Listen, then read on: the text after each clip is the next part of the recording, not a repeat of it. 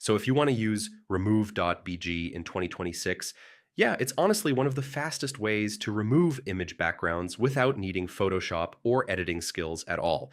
First, go to remove.bg in your browser. You don't need to install anything. It works directly online. Now click Upload Image or just drag and drop your photo into the page. It can be a portrait, product, or even a random picture. And here's the magic part. Within a few seconds, the tool automatically detects the subject and removes the background for you. Once it's done, click Download to save your image as a transparent PNG. You can now use it anywhere: social media, thumbnails, or designs. If you want, you can also replace the background with a solid color or custom image directly inside the editor. You can also use remove.bg on mobile apps or the desktop version if you want faster bulk editing for multiple images.